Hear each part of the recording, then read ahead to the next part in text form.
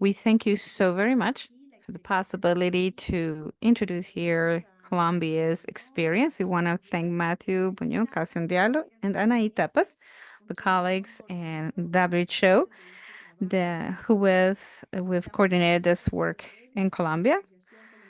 Along with me, we have Consuelo Vélez from the National Association of Public Health, and I am Mónica Padilla from Pajo, Colombia, to introduce the work developed in this country.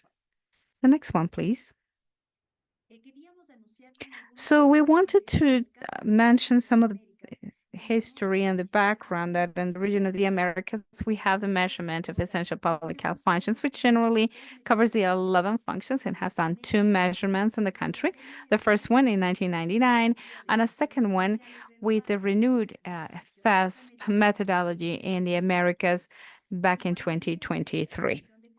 Also, the definition of competences in public health, which is a document we are sharing. And in this framework, the opportunity to apply the WHO's methodology to delve into the knowledge of essential function number 6, which to us in the region of the Americas has been a great opportunity to be able to produce this quality information. And I now hand it to Dr. Consuelo. And here you have what you already know, the proposal from WHO and the HR resources that will be analyzed. And now I hand it then over to you, Consuelo, so that you can introduce the outcome of the work done. Thank you, Dr. Monica. In coherence with Pajo's methodology, the WHO methodology, we have the four phases: governance, scoping, field validation and analysis, and codifying, learning, and use. This is what we're going to introduce next in the results for Colombia. On the first phase, governance, we were able to have the opportunity to gather together the various representatives from institutions that are decentralized, healthcare institutions, the Ministry of Healthcare and Social Protection. But we also had the opportunity to bring along everything that pertains the direction of human talent nationwide, which enabled us to have an important representation of those that work with governance in healthcare in the country. And so we could then conduct a prioritization exercise with function sets and functions in public health that should be measured according to the capabilities of the human talent.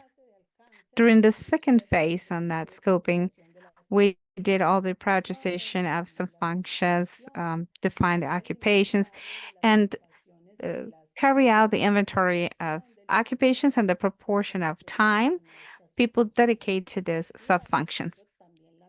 And here, also with the application of the methodology, we conducted an exercise in the validation of the international classification and the very classification for Colombia.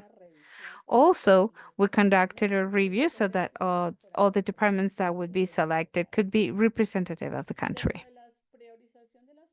Among the prioritization of functions and sub-functions, Colombia prioritized 23 sub-functions, and to be able to conduct the measurement is a prioritization that we conducted in two scenarios: in consultation with the experts and the research group, as you can see here.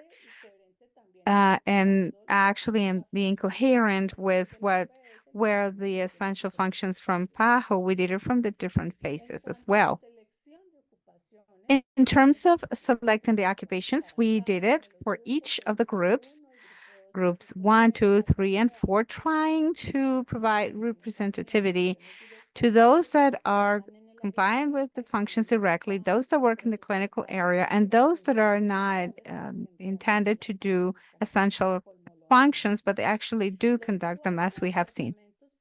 The 4 prioritized departments for the country that had an important representation were Caldas, Antioquia, Sucre, and Nariño, as you can see on the left column. And in regional workshops, we were able to call to participate people from different occupations, so we could do that measurement with them, not only of essential functions, but more specifically, the capability of the workforce. In full-time estimation, we had the documents from different sources to calculate the human talent in healthcare for each of the groups and for each of the occupations that have been defined from the methodology that was proposed. All of that took us to validate the proportion of time that people dedicate to those essential functions and the sub-function they dedicate the most time. We have 9.1 as the sub-function that is the most, with the median of 9.4, and sub-functions showing the lowest levels it should be 5.1. With that logic, then we had a measurement of everything, and so with the group one, we were able to find directors with function sub-function 8.4, healthcare services 4.2, and pastors 9.1. And so that's how we find that based on all these proportions, we were able to calculate all the equivalences in full time for each of the groups, group one, group two, group three. And so you can see here in the highlight the higher equivalences of full time for each of those sub-functions. With this perspective in mind, and together with all of this process and based on the measurement of what the human resources fast measurement was in Colombia, we also measure to be able to see that there is a weakness in Colombia and human resources, and that it is necessary to bring a proposal to actions for decision makers so that they can actually take care of actions that are active in that sense.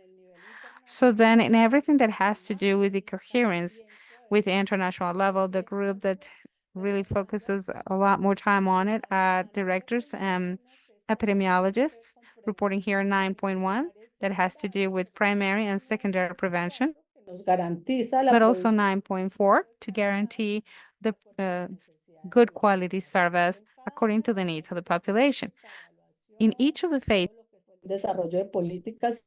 policy assessment, the development of policies and access, then we also find prioritized functions according to the needs in healthcare and according to what it has to do with the very planning and the providing of that quality service according to the needs of the population. Other important elements we need to consider is the use of methodology and the instruments.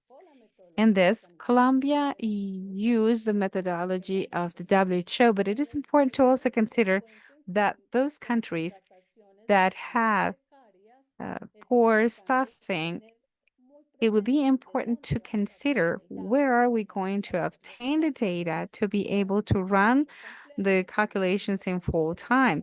It is also important to keep in mind that is necessary to very well validate the competences of the healthcare sector. Something important also to consider in the application of the methodology is everything that has to do with the information systems and observatories so that we can apply the proposed methodology.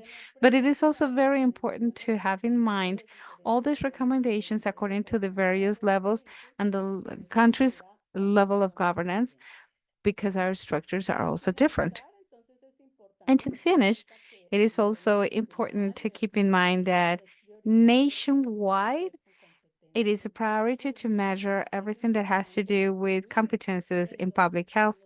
And so it's important to include in everything that has with training processes, the life course perspective, a constant update of information systems so that they can interoperate between one another to allow a good record of information, and that those occupations that are not in the single records of human talent in healthcare can also be present. So it is also important to review national standards and normativity on staffing. Everything that has to do with the public policy and human talent is something that needs to be revisited to delve even further according to the needs and conditions of territory's healthcare situation. And that all these findings can help us analyze the planning processes, and that a permanent conversation can exist between decision makers, those that train the human talent, with the idea to generate good working conditions according to the population. And so with that, we've pretty much summarized what is this measurement methodology in Colombia all about according to what is proposed by the WHO in articulation with PAHO. And Dr. Monica, I leave it for you to wrap up. Thank you so very much, Consuelo, and we want to thank you for the opportunity, and we're more than happy to answer any questions we may receive. Thank you so very much and have a wonderful day.